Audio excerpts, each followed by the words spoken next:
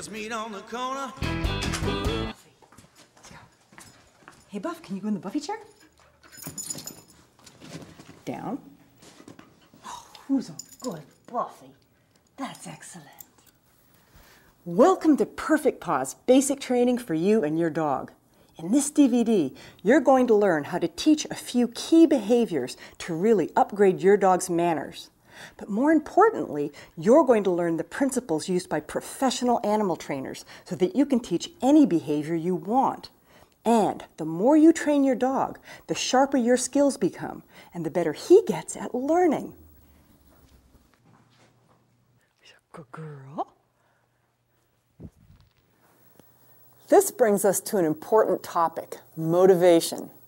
If I were a friend of yours and I said, hey, sit on this chair and don't move for the next half hour, okay? You'd probably say, why? Now, what would you think if I got all bummed out? Gee, I thought you wanted to please me. Of course you want me, your friend, to be happy, but just taking orders that make no sense isn't part of the bargain. Same thing with dogs. Now, what if I said to you, hey, I'll give you $5 if you sit in this chair for 2 minutes. Would you do it?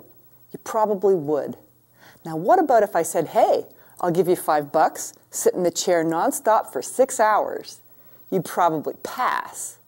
Now, what if I then get all mystified and say, wow, I thought you liked money. You sat in the chair before.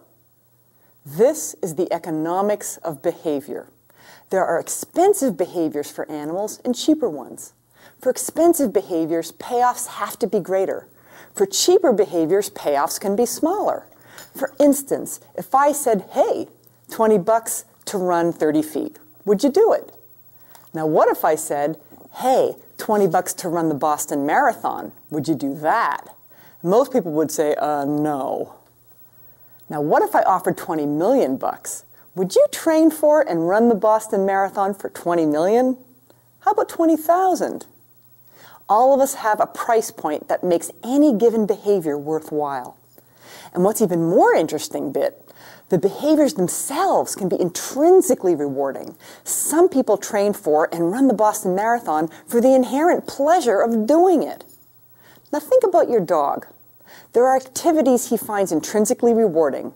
It might be playing fetch if you have a fetch-crazy breed. Maybe getting cuddles, taking walks, eating his dinner, and so on. There are also activities that he finds not at all intrinsically rewarding. Most of the obedience we want is in this category.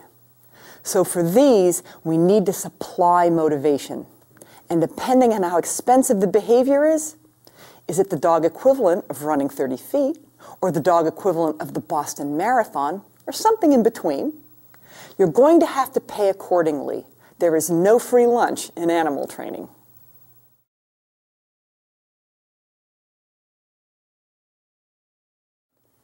The critical difference between successful animal trainers and the general public is that animal trainers know that the first order of business is motivation. In fact, the maxim in training circles is no motivation, no training.